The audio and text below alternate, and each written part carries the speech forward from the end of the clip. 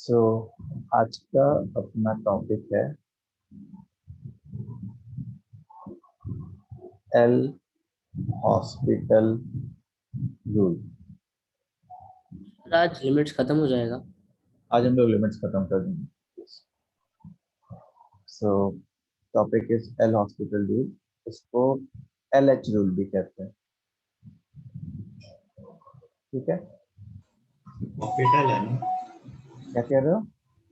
Hospital है ना कुछ? हॉस्पिटल हॉस्पिटल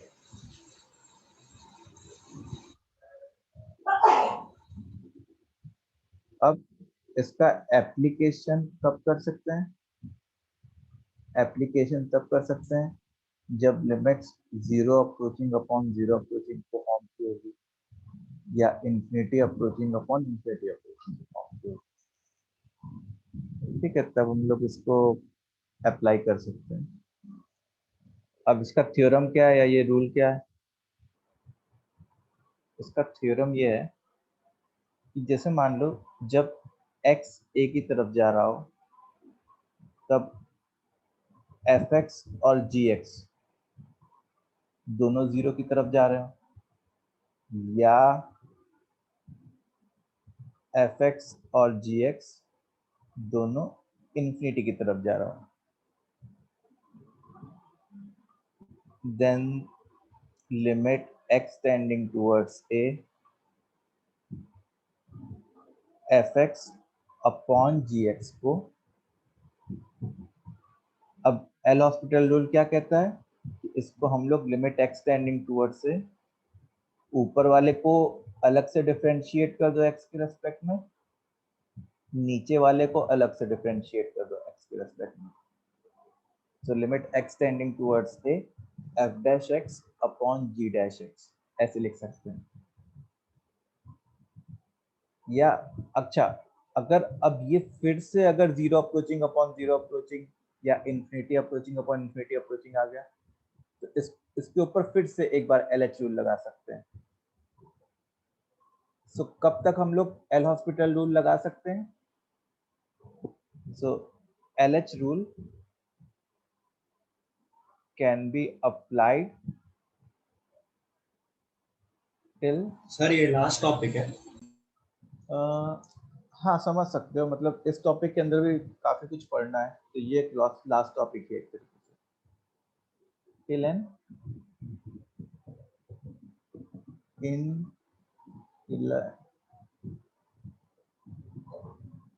till an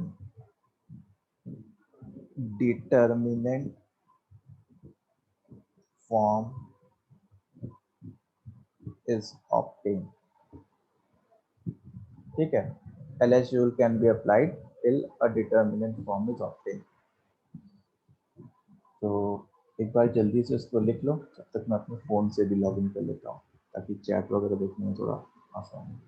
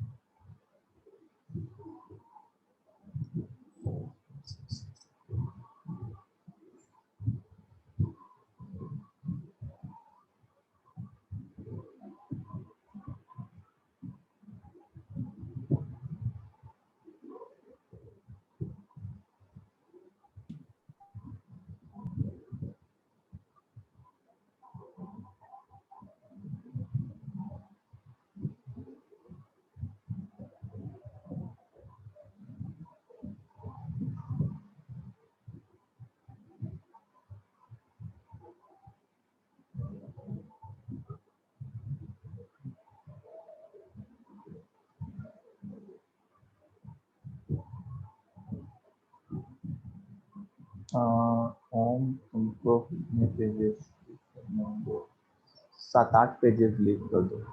ठीक है,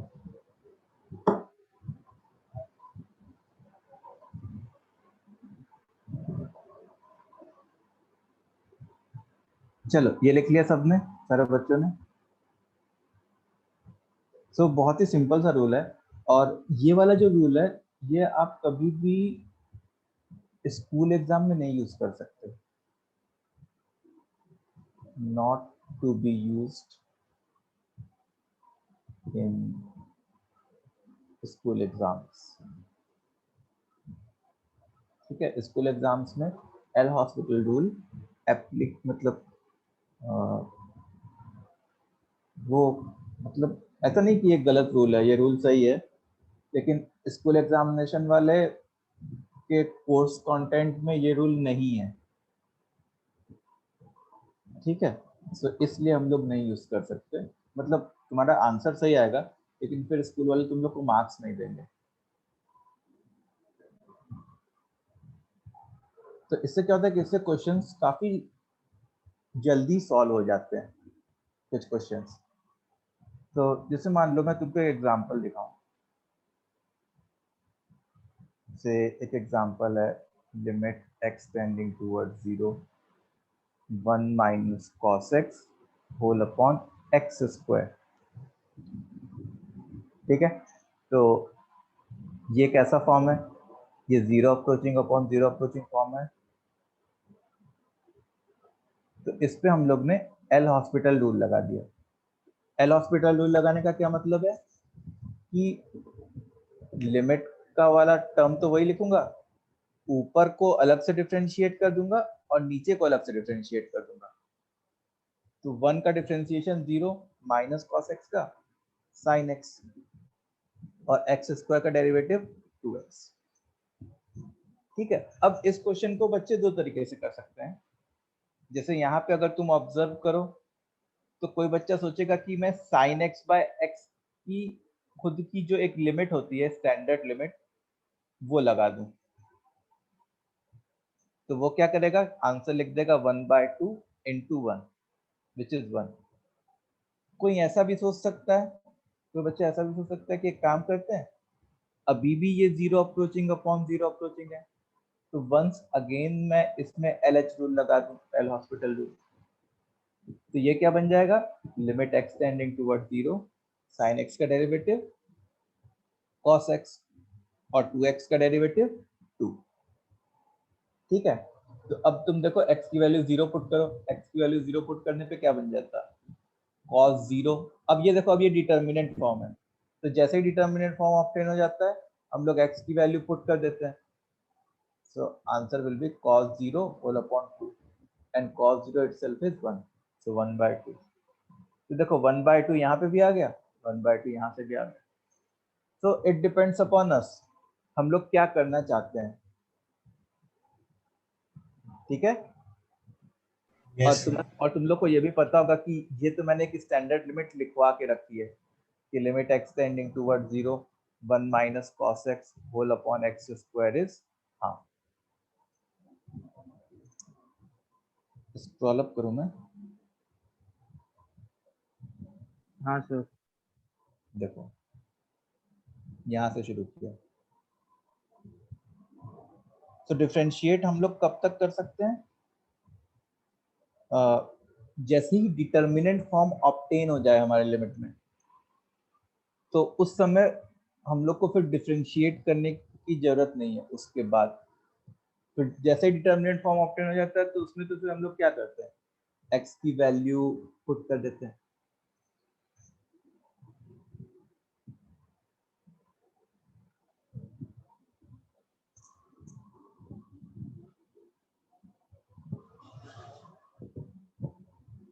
एक बार फिर से समझाऊं, देखो एल हॉस्पिटल रूल जो है इसका एप्लीकेशन हम लोग कैसे टाइप के क्वेश्चन में करते हैं, 0 अप्रोचिंग अपॉन 0 अप्रोचिंग या infinity approaching upon infinity approaching.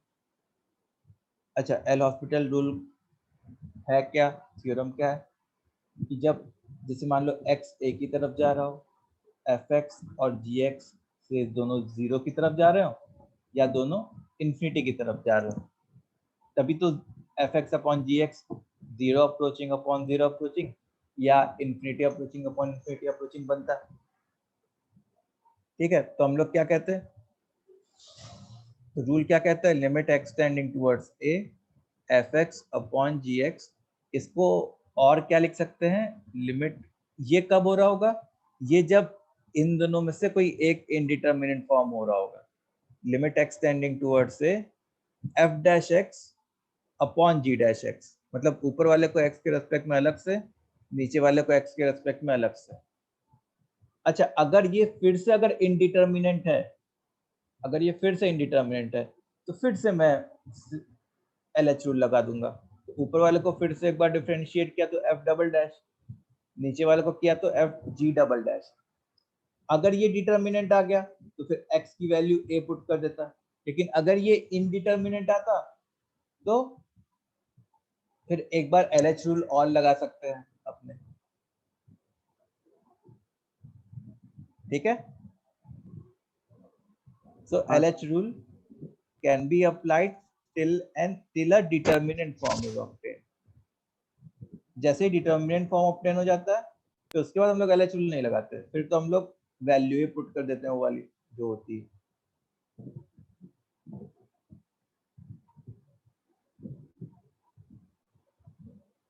Fine, सो चलो कुछ क्वेश्चन हो जाए। एग्जाम्पल, अच्छा एग्जाम्पल देख समझाऊं। जैसे एग्जाम्पल है, जैसे मान लो limit x tending toward 0 1 minus cos x upon x square. तो जैसे ये 0 अप्रोचिंग अपॉन 0 अप्रोचिंग का फॉर्म है, तो मैंने LH रूल लगाया, एल हॉस्पिटल रूल लगाया, तो ऊपर वाले को अलग से डिफरेंशिएट करता, तो 1 माइनस कॉस एक्स का डेरिवेटिव क्या होता, साइन एक्स, और एक्स स्क्वायर का डेरिवेटिव क्या होता, 2x। ठीक है, अब जैसे कभी कभी बच्चों को दिख जाता है कि चलो अब तो कोई एक स्टैंडर्ड लिमिट लग जाएगी, जैसे मान लो साइन एक्स बाय एक्स, वो एक स्टैंडर्ड लिमिट होती है जिसकी वैल्यू 1 होती है। तो कोई सोचता, तो वो सोचता कि मैं ठीक है 1/2 इंटू 1 हाफ आ जाएगा, ऐसे लिख लूंगा। कोई सोचता कि ठीक है भाई ये जीरो, फिर से 0 अप्रोचिंग अपॉन 0 अप्रोचिंग है, तो मैं क्या करूंगा, एक बार फिर से LH रूल लगा देता हूँ। तो साइन एक्स का डेरिवेटिव कॉस एक्स और 2x का डेरिवेटिव 2। अब ये डिटर्मिनेंट फॉर्म बन गया। तो डिटर्मिनेंट फॉर्म में तुम फिर एल हॉस्पिटल नहीं लगा सकते, फिर तो डिटर्मिनेंट फॉर्म में क्या करना रहता है, x की वैल्यू ये से 0 पुट करनी रहती है, तो cos 0 अपॉन 2 मतलब 1/2 विच इज हाफ। ठीक है, तो देखो यहाँ से भी हाफ आ गया और यहाँ से भी हाफ आ गया तुम्हारा। समझ में आई बात अब? यस। ओके, सो अब हम लोग को क्वेश्चंस करने चाहिए कुछ एल हॉस्पिटल से रिलेटेड। सो क्वेश्चन है limit x tending toward 0 e raise to x minus 1 minus x whole upon x square. इस लिमिट को इवैल्यूएट करो।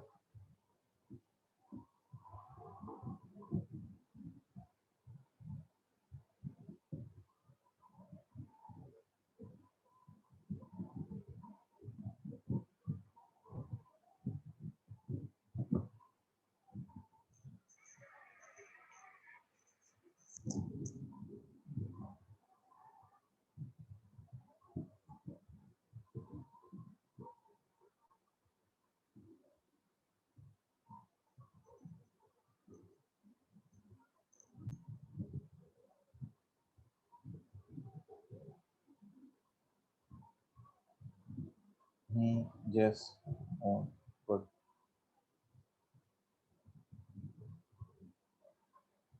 यस संस्कृति, यस मोहित।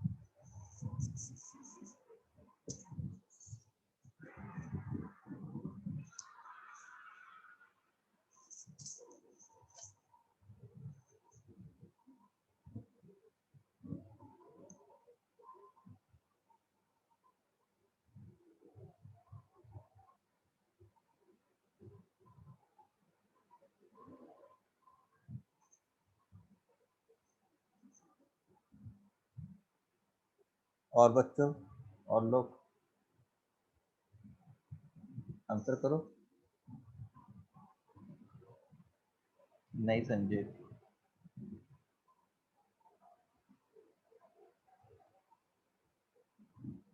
मतलब x की वैल्यू तुम 0 भी तो पुट करोगे ना।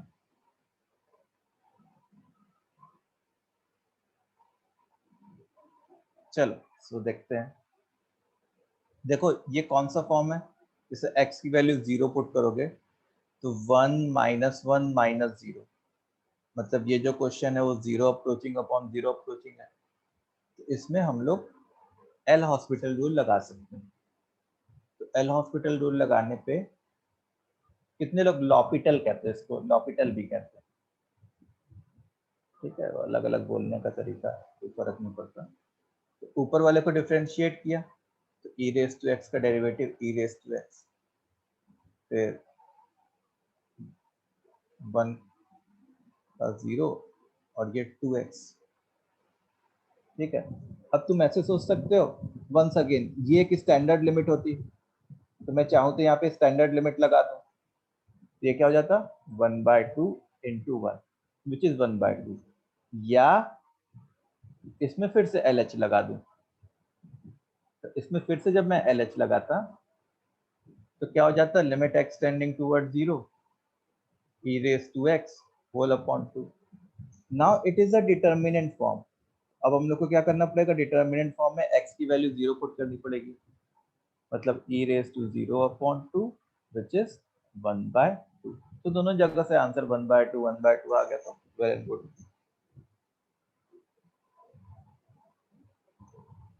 ठीक है, चलो नेक्स्ट क्वेश्चन पे चलते हैं। अच्छा ये क्वेश्चन और किस तरीके से हो सकता था, एक्सपेंशन। हाँ एक्सपेंशन से। कल हम लोग ने ये क्वेश्चन किया था, एक्सपेंशन से ऐसा क्वेश्चन किया था। अच्छा next question, limit x tending toward 0 1 minus cos x into cos 2x into cos 3x till cos 10x whole upon x square। इस लिमिट को इवैल्यूएट करो।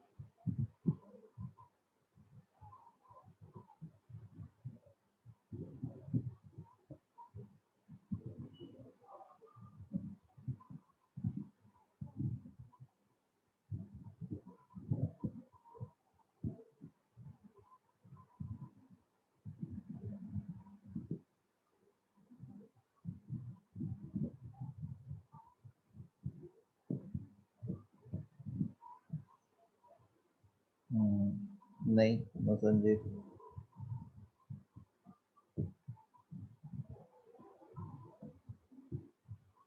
नहीं और ना।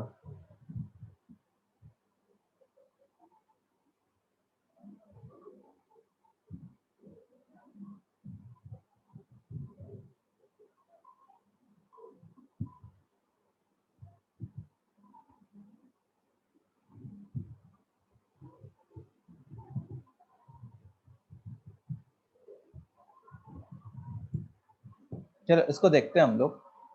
देखो इस क्वेश्चन में क्या है, जैसे क्या ये zero approaching upon zero approaching है क्या? Yes. है। तो मतलब इसमें एल हॉस्पिटल रूल लगा सकते हैं हम लोग। तो एल एच रूल लगाया, तो जैसे अगर मैं, ठीक है, डिनोमिनेटर को डिफरेंशिएट करने जाता तो डिनोमिनेटर का डिफरेंशिएट तो कोई इशू नहीं होता हमारे लिए, आसान सी चीज होती। अच्छा, न्यूमरेटर को जब मैं डिफरेंशिएट करने जाता तो चलो भाई 1 का डेरिवेटिव तो 0 हो गया, कोई बात नहीं। अच्छा, जैसे मान लो बहुत सारे फंक्शंस है और उन सब का प्रोडक्ट है, जैसे मान लो f इंटू जी इंटू एच, और इसको हम लोग को डिफरेंशिएट करना है, तो इसको हम लोग कैसे डिफरेंशिएट करते थे? How we used to differentiate?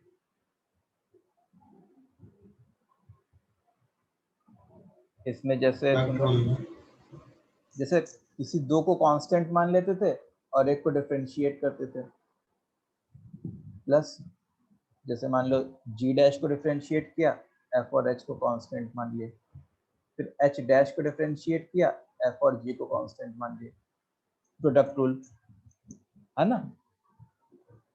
Sir ये आपने पहले पढ़ा है या नहीं, ये सब तो जैसे फिजिक्स में पढ़ा जाता है ना, सर फिजिक्स। दो फंक्शन का प्रोडक्ट का पढ़ा था फिजिक्स में. अच्छा, सर ये ठीक है। प्रोडक्ट रूल से आता है ना? पर हाँ प्रोडक्ट रूल से आएगा ना मतलब? हाँ, प्रोडक्ट रूल हाँ से ही होता है। मतलब एक्सपैंड करते गए तो आएगा. ठीक है, अभी चलो अभी समझ में आ गया ना कि ये होता है। हाँ सर. ओके, ये वैसे अभी हम लोग आगे डिफरेंशिएशन चैप्टर पढ़ेंगे तो वहां पे मैं फिर से पढ़ाऊंगा ही, लेकिन इतना अभी तो फिलहाल पता होना चाहिए। चलो, तो तुम ऐसे सोचो कि जैसे माइनस है, मैंने सोचा कि मैं cos x को डिफरेंशिएट करूंगा और बाकी सारे को कांस्टेंट रखूंगा, तो cos x का डिफरेंशिएशन माइनस साइन x होता और माइनस माइनस प्लस हो जाता, तो कुछ ऐसा बनता क्या, sine x into cos into cos. उसके बाद जब मैं cos 2x का डिफरेंशिएशन करता तो वो 2 sin 2x बनता इंटू कॉस। समझ में आ रहा है? बैकग्राउंड चेंज करो। हाँ, बोलो बच्चों। हाँ सर. बाकी रिमेनिंग जो कॉस है वैसे और गो इधर आ। कौन है, उमेश?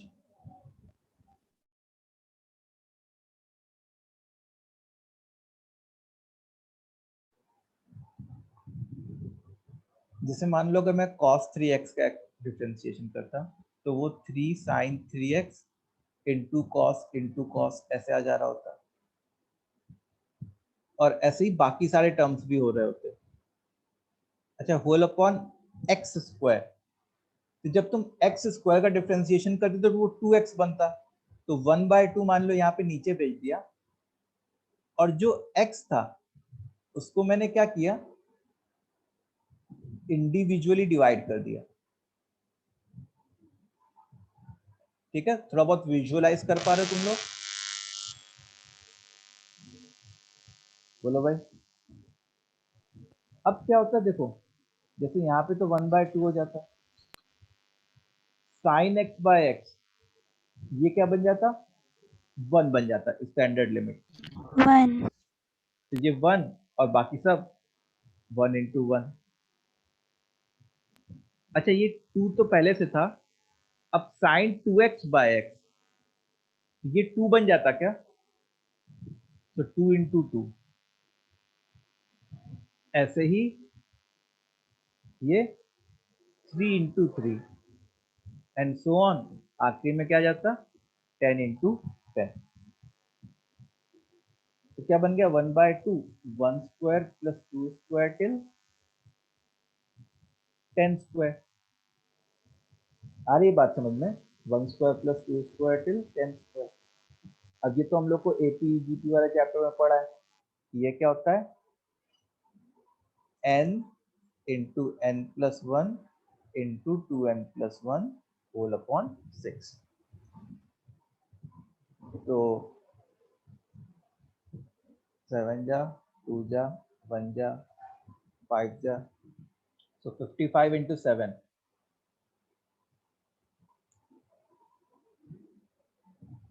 385 होल अपॉन 2, ये अपना आंसर होता है इस क्वेश्चन।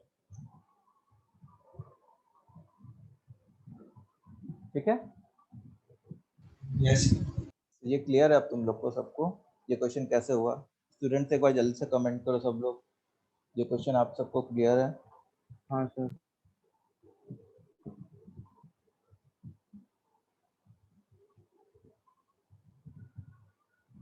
अच्छा, अब हम लोग आते हैं आगे।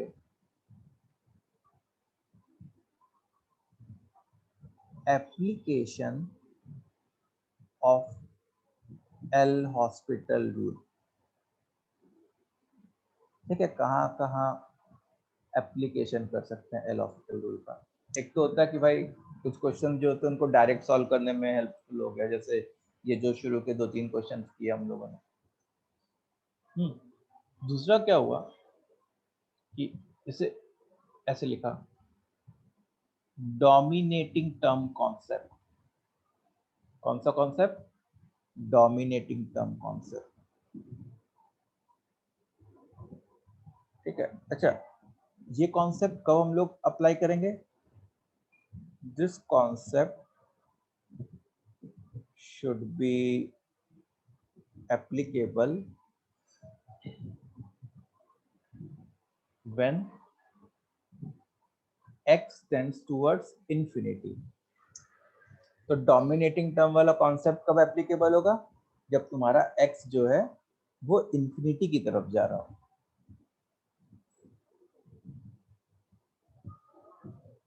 ठीक है, तो अब देखो इसमें dominating term concept is applicable when x tends towards infinity. तो एक एग्जांपल लेते हैं हम तुम्हारे सामने। जैसे मान लो मैं ऐसे लिखूं, limit x tending towards infinity ln x whole upon x, limit x tending towards infinity ln x whole upon x। तो अब देखो जब x इंफिनिटी की तरफ जाता तो log की वैल्यू किधर जाती?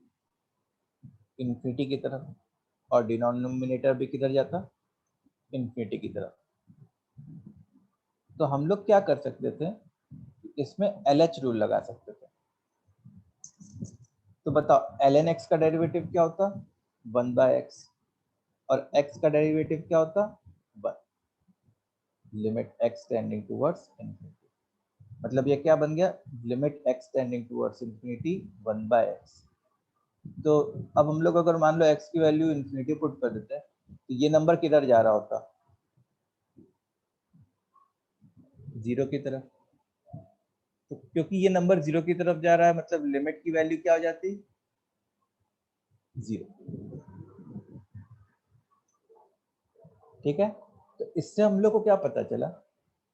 इससे अपने को ये पता चला कि limit x tending towards infinity ln x whole upon x, this is 0। तो इससे हम लोग क्या कमेंट कर सकते हैं? अब ये बताओ,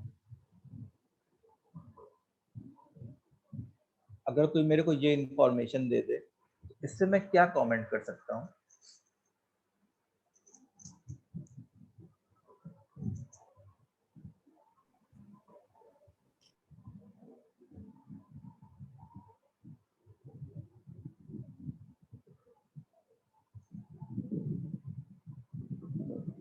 अच्छा, अगर जैसे मान लो कोई रेशियो न्यूमरेटर अपॉन डिनोमिनेटर वो 0 के बहुत करीब आ रहा है, तो मैं ऐसा कह सकता हूँ क्या कि डिनोमिनेटर के मुकाबले न्यूमरेटर एकदम नेग्लिजिबल टाइप का है? Yes sir. ऐसा कह सकते हैं कि डिनोमिनेटर के मुकाबले न्यूमरेटर एकदम नेग्लिजिबल टाइप का है। सो वही कहना चाह रहा है। तो क्या कहना चाह रहा है उसको अब एज अ नोट लिखेंगे। So note is when x tends towards infinity, then ln x is very very small than x when x tends towards infinity. तो ln x क्या है? x को मुकाबले बहुत छोटा है। और इसको अगर मैं जनरलाइज करूं तो जब x इंफिनिटी की तरफ जा रहा है तो तुम ln x का कोई भी पावर ले लो, ठीक है, पॉजिटिव पावर, वो x के किसी भी पावर से बहुत छोटा होगा। ln x का कोई भी पावर वो x के किसी भी पावर से, किसी भी पॉजिटिव पावर से बहुत छोटा होगा, ठीक है। सो ये हमारा एक रिजल्ट है। मतलब मैं ऐसा कहूंगा कि ln x raise to m जो है वो एक लॉगरिथमिक टर्म है, and x raise to n जो है वो एक सिर्फ पॉलिनोमियल टर्म है। तो जब x इंफिनिटी की तरफ जाता है तो पॉलिनोमियल टर्म जो है वो डोमिनेट कर जाता है against logarithmic term. Polynomial term dominates against logarithmic term. So we can easily, yeah, we can easily neglect log term against polynomial term. लेकिन शर्त क्या होगी? जब x इंफिनिटी की तरफ जा रहा हो तब ये वाला नेग्लेक्शन करना अलाउड होगा, ठीक है। इतनी ये कॉन्सेप्ट समझ में आया तुम लोग को, सारे बच्चों को? पहले तो मैंने प्रूफ करके दिखाया, उसके बाद एक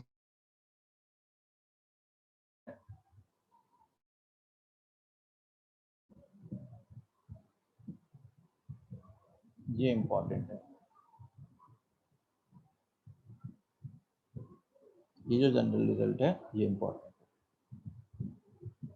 बोलो भाई, इतना क्लियर सबको?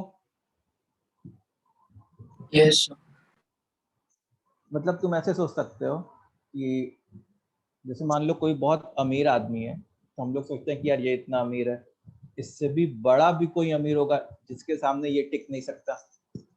तो तुम जैसे मान लो कि जो लॉग है, लॉग कैसा है? ये बहुत अमीर है, जब एक्स इन्फिनिटी की तरफ जा रहा है तब लॉग बहुत अमीर हो गया। जैसे मान लो कि तुम लोग से सीवुड्स का सबसे अमीर आदमी, सीवुड्स का मोस्ट रिचेस्ट पर्सन, ठीक है। तो पॉलिनोमियल कैसा होगा? पॉलिनोमियल को तुम ऐसे समझ सकते हो कि वो से इंडिया का सबसे रिचेस्ट होगा। तो देखो, सीवुड्स का जो सबसे रिचेस्ट है उसके पास भी पैसे तो है मजे के, इंडिया का जो रिचेस्ट है उसके पास भी पैसे हैं मजे के, लेकिन क्या जो इंडिया का रिचेस्ट है उसके मुकाबले क्या सीवुड का रिचेस्ट कुछ स्टैंड करेगा क्या?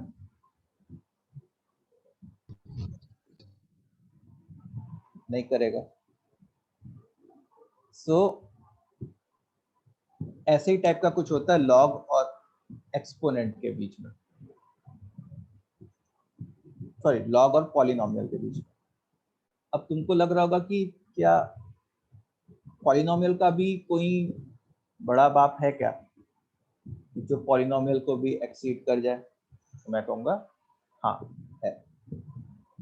तो अब देखो, मैंने ऐसे लिखा limit x tending towards infinity, मान लो x square whole upon e raise to x है, ठीक है। ये लिमिट के बारे में सोचा। Limit x tending towards infinity x square whole upon e raise to x है। तो देखो ये भी infinity approaching upon infinity approaching का फॉर्म है, तो इसमें तुम LH रूल लगा सकते हो। एक्स स्क्वायर का डेरिवेटिव क्या होता है? 2x। E raise to x का derivative e raise to x. चलो ठीक है, अभी भी ये infinity approaching upon infinity approaching form है, तो इसमें फिर से मैं LH रूल लगा दूंगा, तो 2 whole upon e raise to x.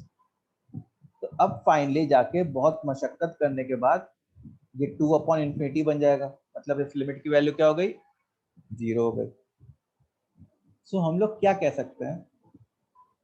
हम लोग कह सकते हैं ऐसा है कि जब x इंफिनिटी की तरफ जा रहा हो, तो जैसे उस समय लिखा था polynomial dominates against logarithmic term, अब मैं क्या लिखूंगा?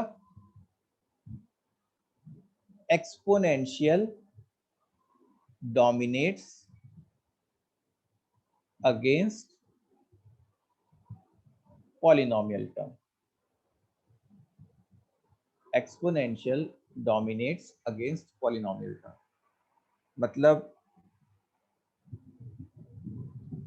a रेज टू x जहाँ पे a ग्रेटर देन 1 हो, that is very very very large compared to x raised to m, that is very very large compared to x raised to m. So अब इन तीनों का अगर मैं साथ में, so finally सबसे ज्यादा डोमिनेटिंग कौन हुआ? एक्सपोनेंशियल वाला हुआ। तो देखो a raised to x, it is very very very dominating than x raised to m। ये सब किस कब बात हो रही है? जब x इंफिनिटी की तरफ जा रहा है, और x रेज टू m जो है वो डोमिनेट करेगा बहुत ज्यादा ln x whole raise to m से। ठीक है, सो ये जो है पूरी समरी है जो अभी हम लोगों ने पढ़ा, डोमिनेटिंग टर्म कॉन्सेप्ट।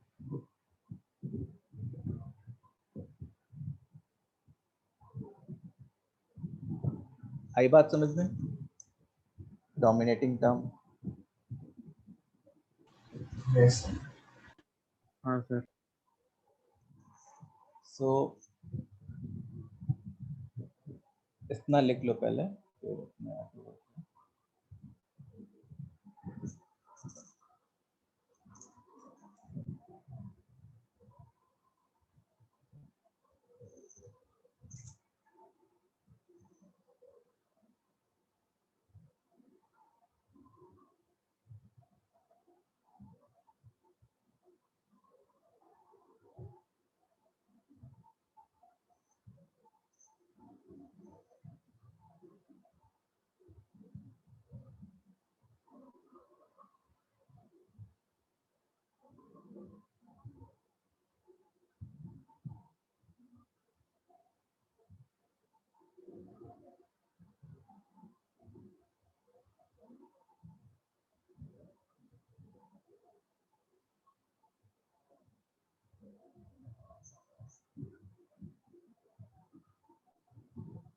तो अब जैसे क्वेश्चन कैसे हो सकते हैं?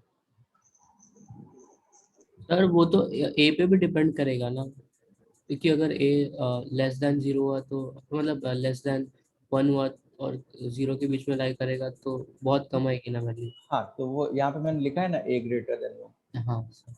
लिखा हुआ है, यहाँ पे भी लिख देता हूँ a should be greater than 1। ठीक है, सो जैसे मान लो एक क्वेश्चन हो, limit x tending towards infinity 3 raise to x plus 4 raise to x minus 1 plus ln x का whole square plus x raise to 6 whole upon 2 raise to x minus 4 raise to x plus 1 plus 2 times ln x plus x raise to 7। तो मान लो इस लिमिट को हम लोग को evaluate करना है।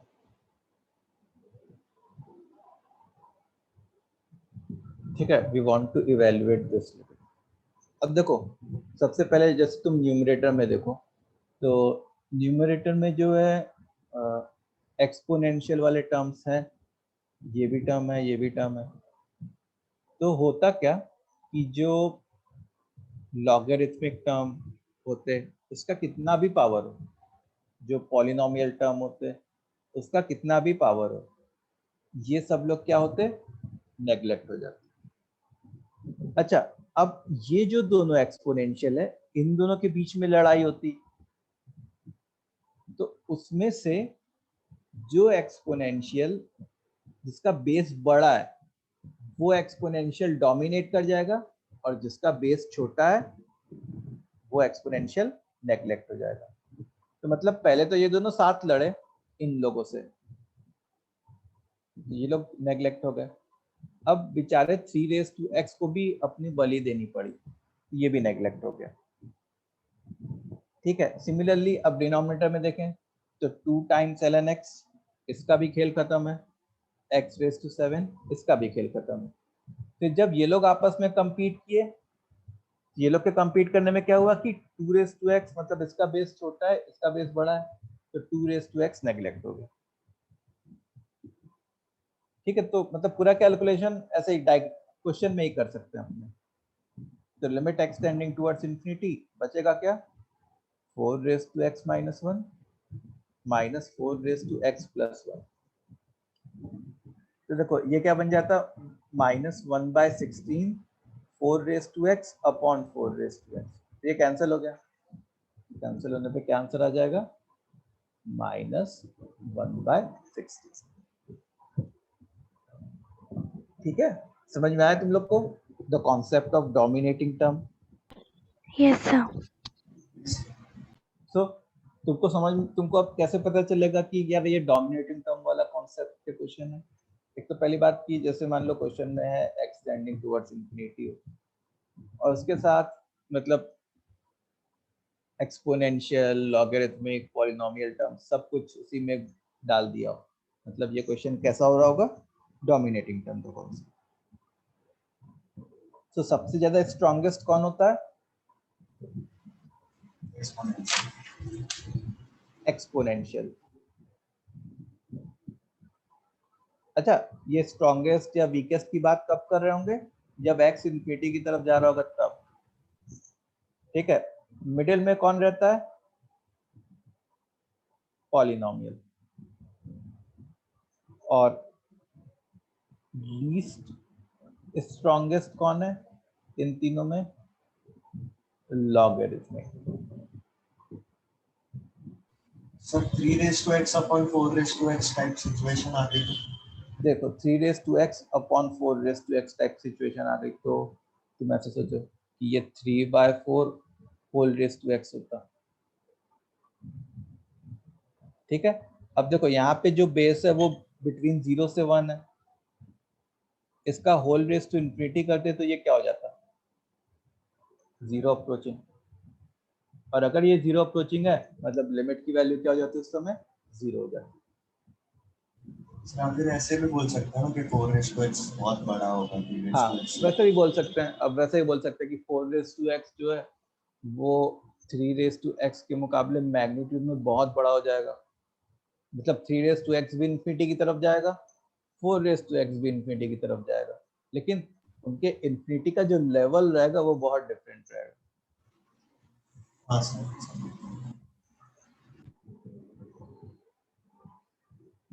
ओके, चलो। सो ये क्या था हमारा डोमिनेटिंग टर्म कॉन्सेप्ट वाला था।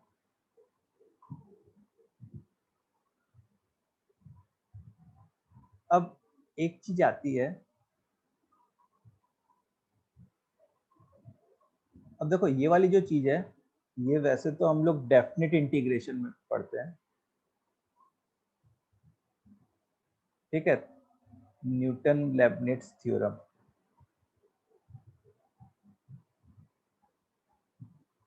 Newton Leibniz theorem. सो इसका जो प्रूफ होता है वो हम लोग डेफिनेट इंटीग्रेशन में देखते हैं। डेफिनेट इंटीग्रेशन एक चैप्टर होता है कैलकुलस का, उसमें देखा जाता है इसका प्रूफ। इस थ्योरम का काम कहाँ पे आता है? इस थ्योरम का यूज आता है, it is used in finding derivative of an integral without performing actual integration. Without performing actual integration. ठीक है, तो अब जैसे मान लो कि कहीं से ऐसे लिखा हुआ है इंटीग्रेशन fx dx है, और यहाँ पे t का कोई फंक्शन लिखा हुआ है, जैसे मान लो यहाँ पे t स्क्वायर लिखा हुआ है और यहाँ पे से t क्यूब लिखा हुआ है, से ऐसा लिखा हुआ है। तो बताओ, जैसे मान लो ये एक फंक्शन, ये जो ओवरऑल चीज बनती, ये किसके टर्म्स में बनती? t के टर्म्स में बनती कि x के टर्म्स में बनती? t के टर्म्स में बनती।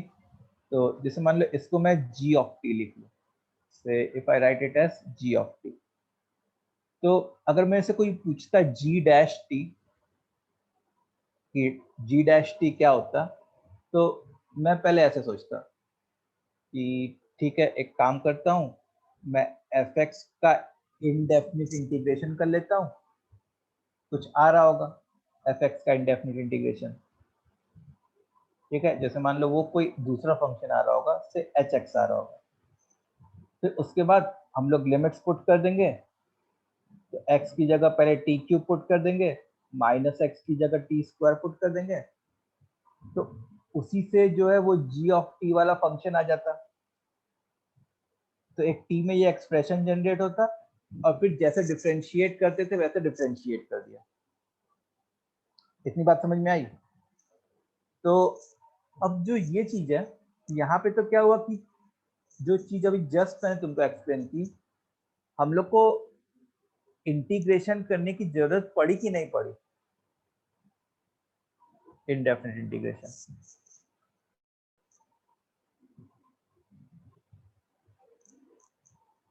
जो ये प्रोसीजर बताया यहाँ से यहाँ तक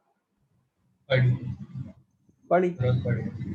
fx का इंटीग्रेशन किया तभी तो hx आया ना। अच्छा, अब हम लोग को ये जो न्यूटन लेबनिट्ज रूल है, वो हम लोग को क्या एडवांटेज देता है?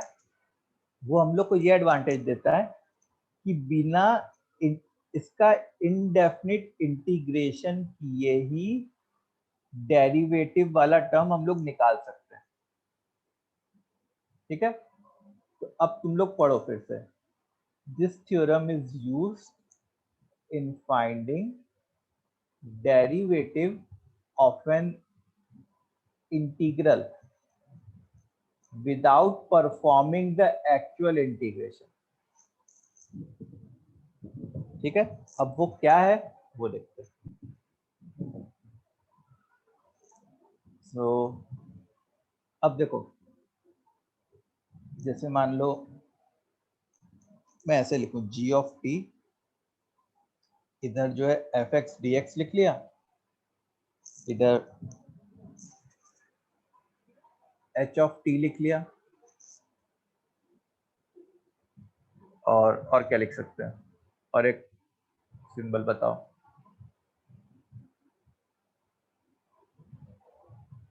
जैसे मान लो k ऑफ t लिख लिया, ठीक है। ये दो t के फंक्शंस लिखे हुए हैं लिमिट्स में। तो g डैश t क्या होता है? वो होता है कि अंदर वाला जो फंक्शन है जिसका इंटीग्रेशन करने को बोला गया, उसमें जहां जहां x है वहां वहां अपर लिमिट डाल दो। मतलब f of k of t into जो अपर लिमिट है उसका t के रेस्पेक्ट में derivative k dash t minus, अब सेम काम we will do with lower limit, जहां जहां x है वहां वहां लोअर लिमिट डाला f of h of t into lower limit का डेरिवेटिव h डैश t। ठीक है, तो इसी को हम लोग कहते हैं this is Newton Leibniz rule. Sir limits में यूज आएगा इसका? हाँ, यूज आएगा लिमिट्स में कुछ क्वेश्चन, मतलब वैसे तो बहुत कम क्वेश्चंस होंगे ऐसे टाइप के क्वेश्चंस, तुम जब डेफिनेट इंटीग्रेशन पढ़ लोगे ना तब तुमको मिलेंगे, लेकिन कभी कभी क्या होता है कि कुछ बुक्स वाले लिमिट्स वाले चैप्टर में ही ये क्वेश्चन भी इंट्रोड्यूस कर देते हैं, तो वहां पे उसके लिए to be on the safer side मैं पढ़ा दे रहा हूँ। जब हम लोग डेफिनेट इंटीग्रेशन पढ़ेंगे तब वहां पे मैं न्यूटन लेबनिट्ज थ्योरम फिर से पढ़ाऊंगा और वहां पे और थोड़ा एक्सटेंसिवली पढ़ाऊंगा। ओके। ठीक है, अब जैसे मैं तुमको एक एग्जांपल दिखाऊं। एग्जांपल है से integration sine of x square d x, limit जो है वो टी स्क्वायर से मान लो टी क्यूब है, इसको जी ऑफ टी कह दिया। ठीक है, तो इस एग्जांपल को देखोगे तुमको एकदम से क्लियर हो जाएगा क्या लिखना है। तो जी डैश टी में क्या करेंगे, देखो अंदर जहां जहां एक्स है वहां पे अपर लिमिट पहुंचा दी, मतलब साइन ऑफ टी क्यूब का होल स्क्वायर, मतलब T raise to 6 into upper limit का derivative 3t square, minus same thing we will do with this sine of T raise to 4 into T square का derivative.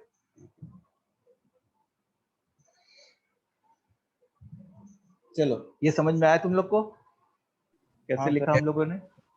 तो इसी को, Yes, इस step sir. को हम लोग क्या कहते हैं, न्यूटन लेबनिट्ज थ्योरम, डिफरेंशिएट करने को या रूल जो भी कहो।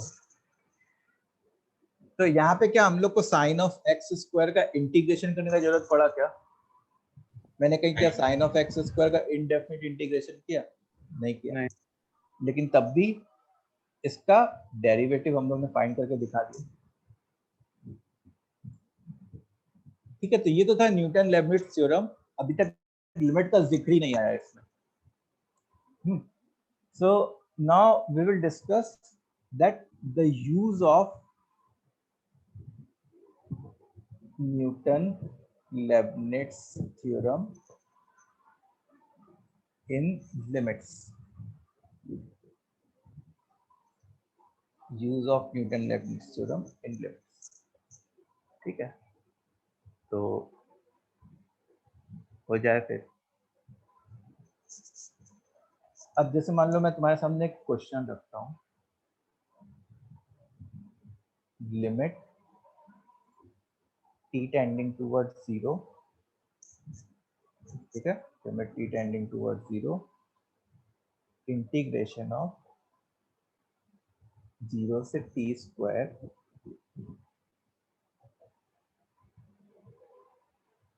sin x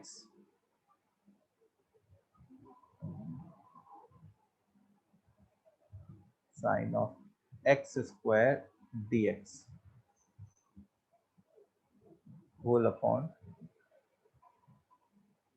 से t रेज टू 6, इसको इवेल्युएट करना है। This we want to evaluate।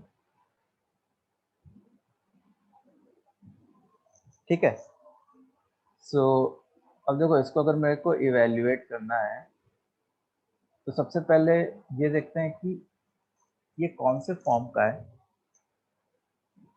तो इसका फॉर्म पहचानने के लिए देखो t 0 की तरफ जा रहा है, मतलब डिनोमिनेटर तो 0 की तरफ जा ही रहा है। Now let's talk about numerator. अच्छा, न्यूमरेटर में जो लोअर लिमिट है वो तो 0 है, और क्योंकि t 0 की तरफ जा रहा है और ऊपर अपर लिमिट t स्क्वायर है, मतलब अपर लिमिट 0 की तरफ जा रही है। तो इस बात से अग्री करोगे क्या, जब लोअर लिमिट और अपर लिमिट ऑलमोस्ट सेम हो रही हो तब उस इंटीग्रेशन की वैल्यू भी 0 की तरफ जा रही होगी।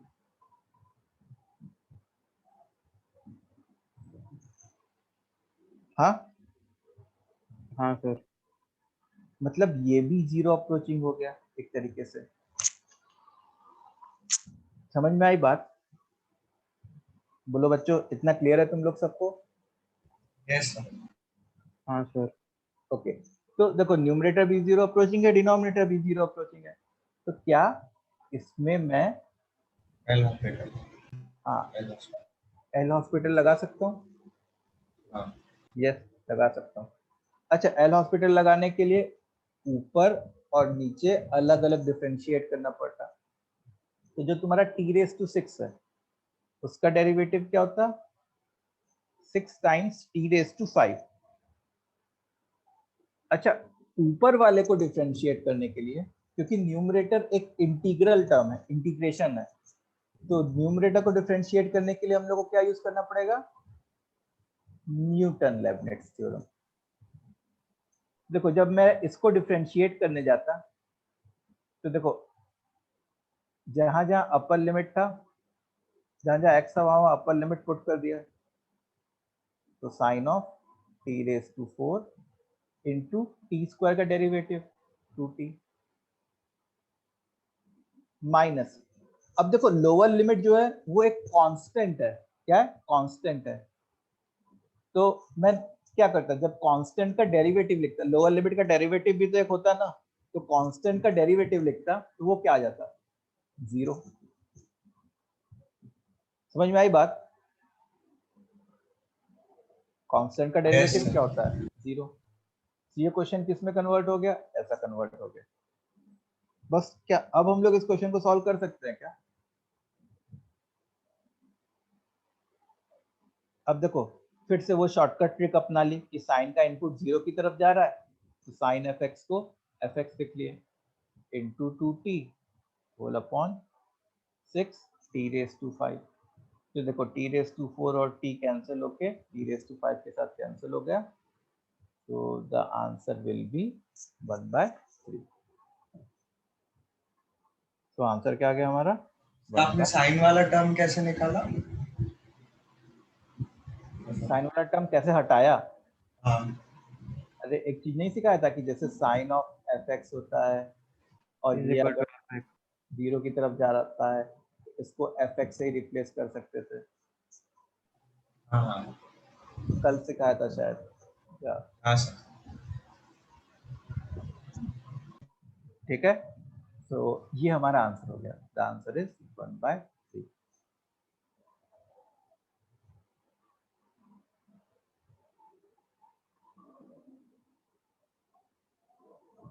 ठीक है, ये क्वेश्चन समझ में आ गया सबको? हाँ सर। ओके, एक बार नोट कर लो सब लोग।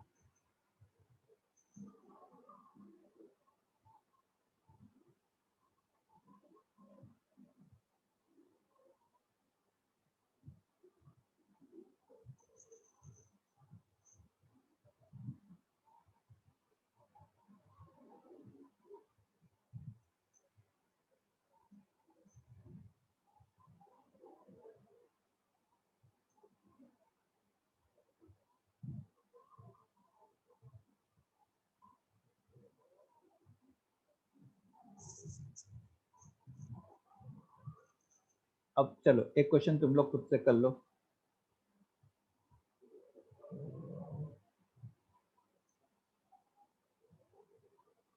So the next question is,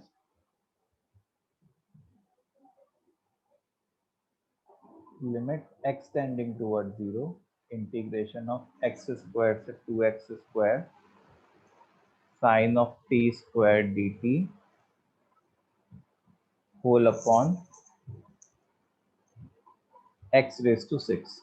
चलो इसको इवेल्युएट करो।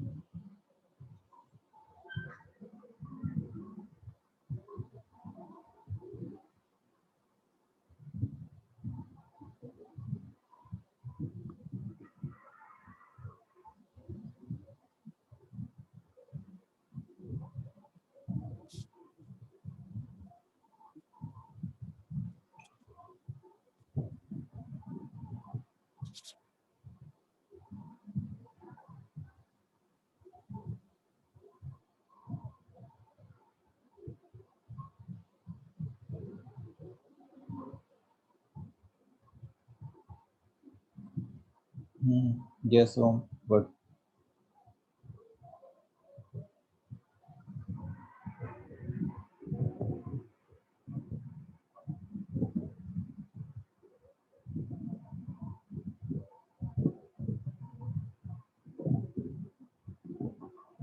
No, Yash.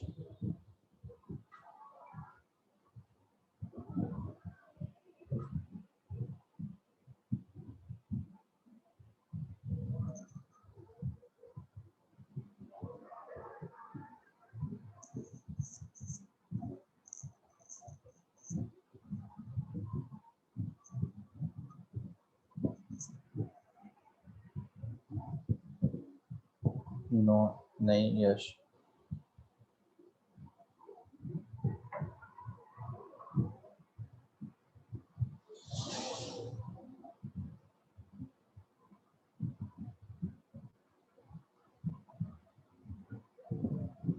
नहीं मोहित.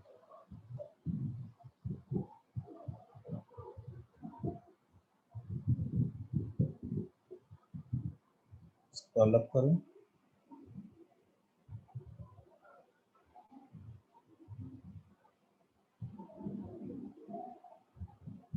यस ऋतुपर्णा. गुड.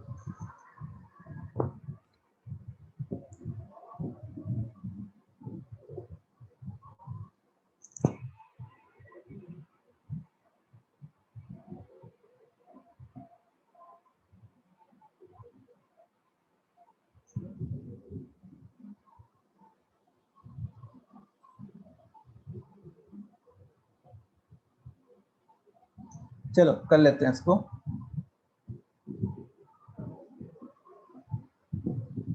तो देखो ये 0 अप्रोचिंग अपॉन 0 अप्रोचिंग है ही. तो इसमें LH रूल लगा दिया. तो LH रूल लगाने पे देखो डिनोमिनेटर का डिफरेंशिएशन तो कोई इशू की बात है नहीं. 6x⁵ हो जाता. न्यूमरेटर का डिफरेंशिएशन अब देखो जैसे जहां जहां t है वहां 2x² पुट करता. Sign 4 times t⁴ into 2x² का derivative 4x. Yes Sanjeet. Good. Minus अब x² पुट करता तो sine of x⁴ into x² का डेरिवेटिव 2x. अब मैंने क्या सोचा, सॉरी ये x होता है t. अब मैंने क्या सोचा कि मैं एक काम करता हूँ इंडिविजुअली डिवाइड कर देता हूँ और लिमिट्स को डिस्ट्रीब्यूट कर देता हूँ. जैसे मान लो ये बन गया लिमिट x टेंडिंग टुवर्ड 0. अब देखो sine 4x⁴ into 4x whole upon 6x⁵ minus limit x tending toward 0 sine x⁴ into 2x whole upon 6x⁵. अब देखो जैसे साइन का इनपुट 0 की तरफ जा रहा है तो इसको 4x⁴ ही लिख सकते थे और x मल्टीप्लाई होके x⁵ बन जाता जो ऊपर और नीचे कैंसिल कर देता. तो इधर जो है इधर क्या आ जाता तुम्हारा 16/6 माइनस इधर जो है 2/6 आ जाता. So this will ultimately become 4/6 which is 7/3. So the answer is 7/3. तो काफी लोगों ने सही आंसर दिया.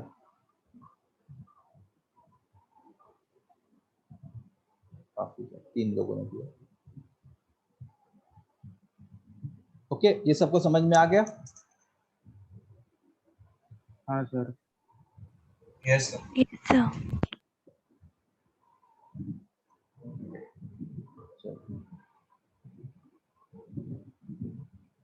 अच्छा एक टॉपिक होता है वो भी हम लोग उसका प्रूफ जो है वो डेफिनेट इंटीग्रेशन में पढ़ते हैं लेकिन कभी कभार वो लिमिट्स के क्वेश्चंस करने में हेल्पफुल होता है. So converting question of limits of sum of series into definite integration. अच्छा, वंस अगेन जो प्रोसीजर है, जो स्टेप्स है, उसको हम लोग उसका प्रूफ नहीं देखेंगे, बस मैं उसका प्रोसीजर बताऊंगा, ठीक है, ताकि बाय चांस मान लो कोई क्वेश्चन आ जाए तो तुम सॉल्व कर सको।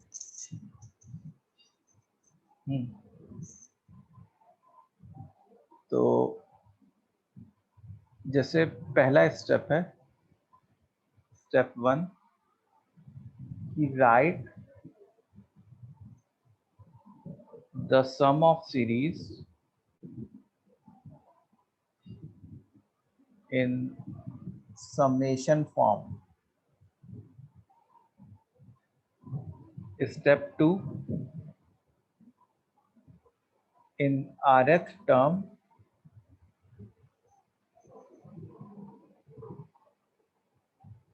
form r by n and 1 by n type term.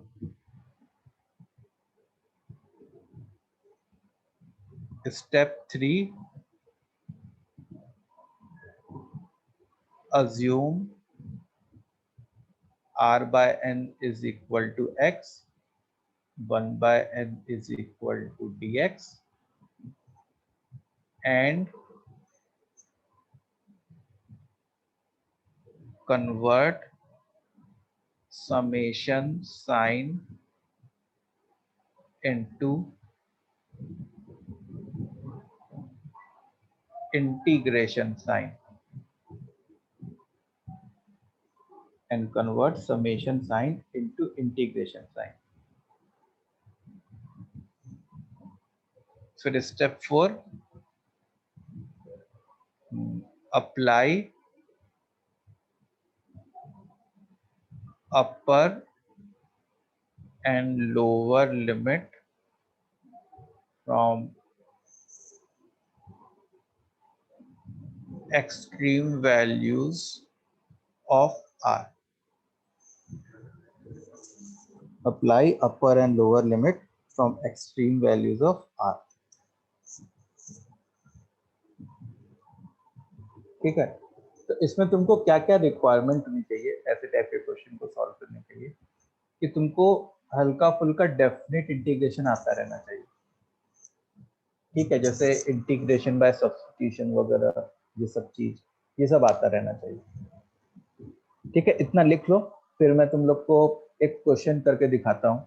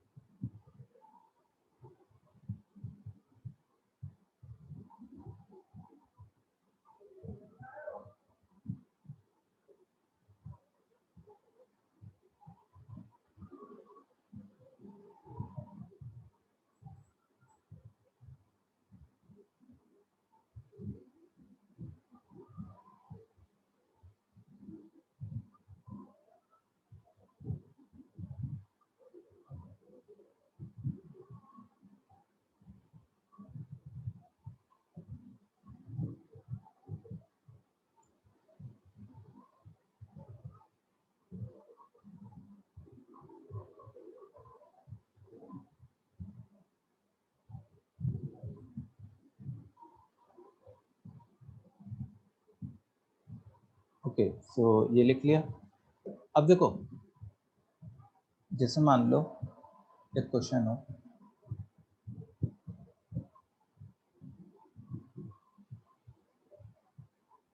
Limit n tending towards infinity 1 whole upon 1 square plus n square plus 2 whole upon 2 square plus n square plus 3 whole upon 3 square plus n square, ऐसे ही till n terms, till what? n terms. So अब देखो,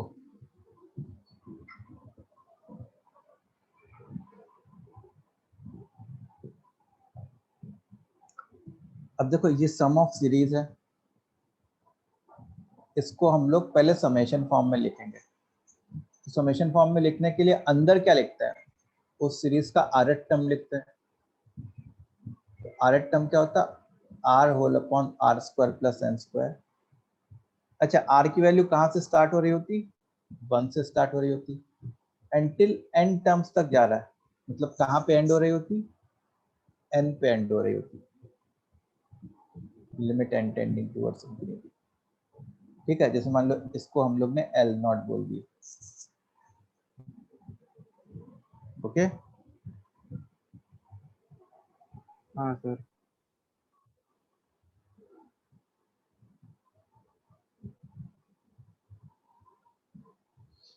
तो हम लोग अगर तुम देखो तो फर्स्ट स्टेप क्लियर कर लिए, स्टेप 1 इज डन। अब सेकेंड स्टेप में है कि in rth term form r by n and 1 by n type term. ठीक है, तो अब तुम क्या करोगे कि n स्क्वायर कॉमन ले लो। तो देखो, n स्क्वायर अगर कॉमन लेते तो r बाय n का whole square plus 1 into 1 by n square बनता। तो 1 बाय n स्क्वायर को 1 by n into 1 by n लिख लिया, और इस 1 बाय n को इसके साथ क्लब कर दिया। मतलब summation r is equal to 1 से लेके n तक r by n whole upon r by n का whole square plus 1 into 1 by n, limit n tending towards infinity. ठीक है, अब इसके बाद क्या करते हैं, व्हाट वी डू, हम लोग जो है ना r बाय n को x मान लेते हैं और 1 बाय n को अपने dx मान लेते हैं। We assume r by n as x and 1 by n as dx, और समेशन साइन को इंटीग्रेशन साइन से रिप्लेस कर देते हैं। So integration r by n की जगह x square plus 1 and 1 by n की जगह dx। ठीक है, अच्छा यहाँ पे जो लिमिट्स पुट की जाती है ना, यहाँ पे जो आपकी लिमिट्स पुट की जाती है वो x की वैल्यूज होती है कि x की वैल्यू कहाँ से कहाँ तक वेरी की। अब देखो, उसको देखने के लिए पहले देखो r की वैल्यू 1 से लेके n तक गया, तो x की इनिशियल वैल्यू क्या होती? जब r की वैल्यू 1 होती तो x की इनिशियल वैल्यू 1 बाय n, और क्योंकि n तो इन्फिनिटी की तरफ जा रहा है, x की इनिशियल वैल्यू क्या होती? 0। फिर उसके बाद x की फाइनल वैल्यू क्या होती? r बाय n, मतलब n बाय n। अब n इन्फिनिटी की तरफ जाए ना जाए वो लोग तो कैंसिल ही हो जाएंगे। सो इंटीग्रेशन 0 से 1। ये लिमिट्स कैसे पुट की, समझ में आया? अब इसी को हम लोग क्या कहते हैं? L नॉट कहते हैं। So L naught is equal to integration 0 से 1 x whole upon x square plus 1 dx। अब इसी इंटीग्रेशन की जो वैल्यू होगी वही हमारा L नॉट होगा। ठीक है, तो अब हम लोग को क्या करना चाहिए, जैसे मान लो x स्क्वायर प्लस 1 को t मान लिया, integration by substitution, 2x physics में पढ़ा होगा, 2x dx is equal to dt, means x dx is equal to dt by 2। x dx क्या हो गया, dt बाय 2।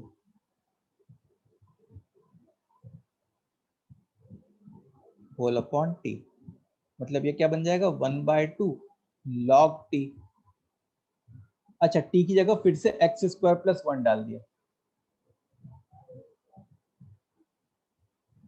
और उसके बाद हम लोगों ने जो हमारी लिमिट थी 0 से 1 वो पुट कर दी।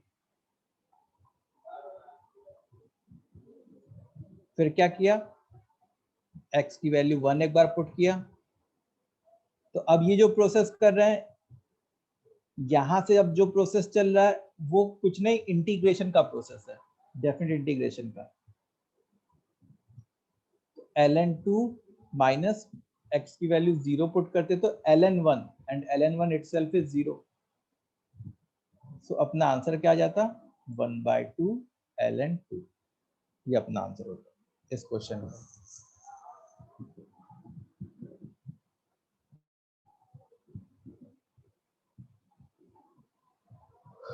समझ में आया तुम लोग को? एक बार बच्चों जल्दी से कमेंट करो, ये चीज क्लियर है?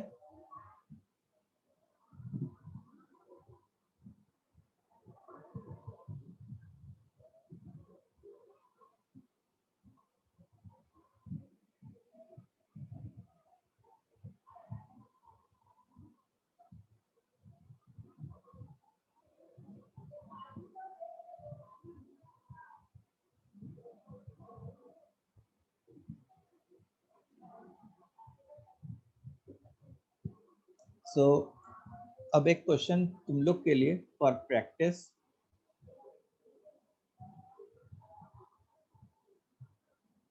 Limit n tending towards infinity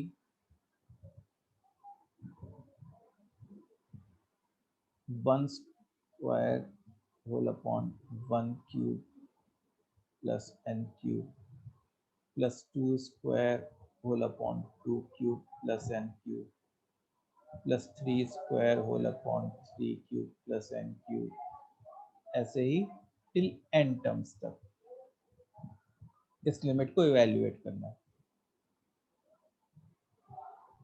तो उसी तरीके से होगा। ये तुम लोग का क्या है, होमवर्क क्वेश्चन है।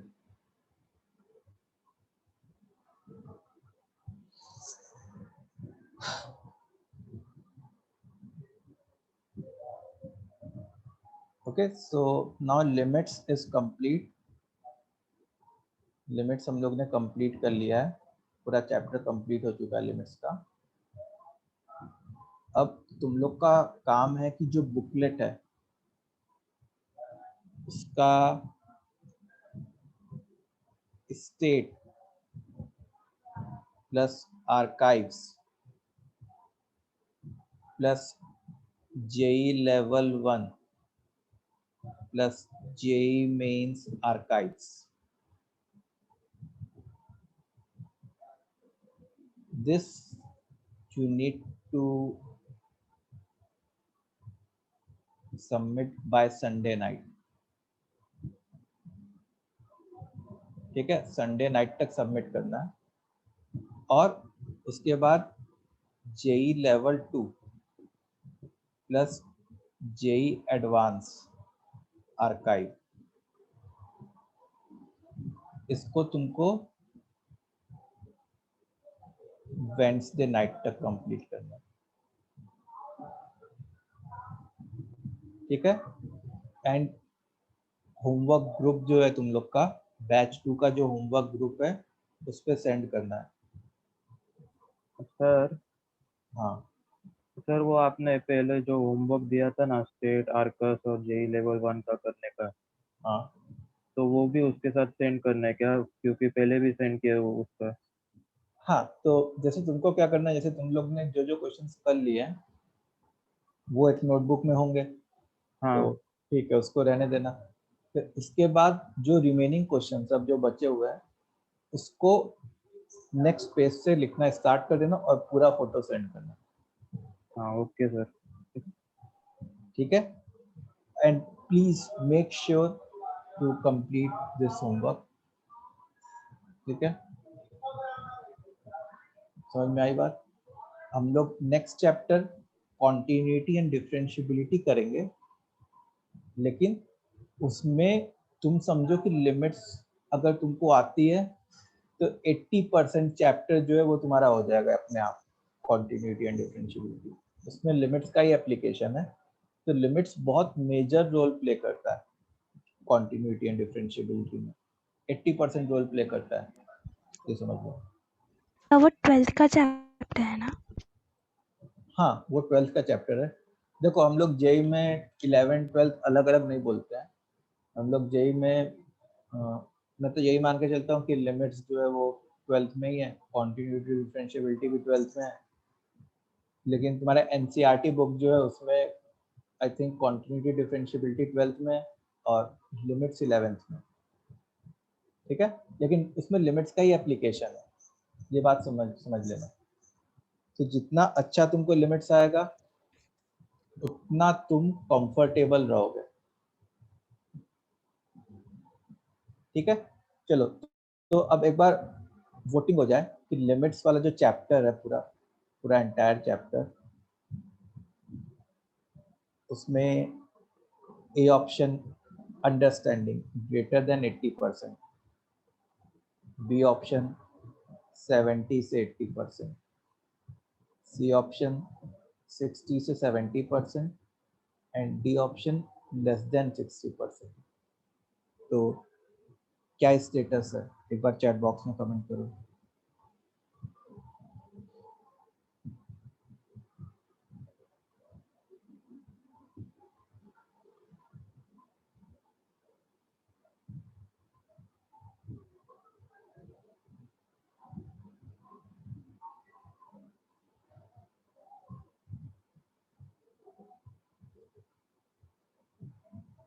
हाँ, अरिहंत के बुक का ओम इसको कंप्लीट कर लो बुकलेट को, फिर उसके बाद अब जैसे कॉन्टिन्यूटी डिफरेंशिएबिलिटी जब हम लोग स्टार्ट करेंगे तो उसमें 1-2 क्लास तो लगेगा चैप्टर पकड़ते पकड़ते, तो उस टाइम तुम अरिहंत की बुक से सॉल्व करोगे।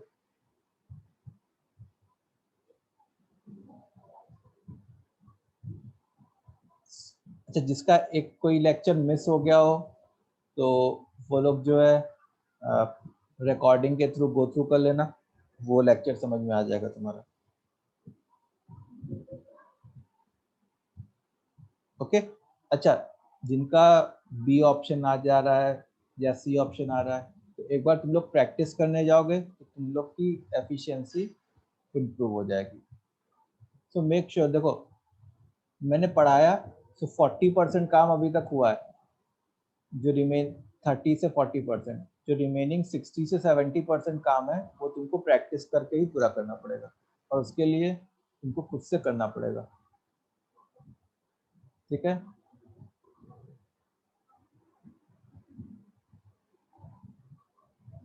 ओके, चलो, so good bye. Thank you sir. Thank you sir, bye. Bye bye.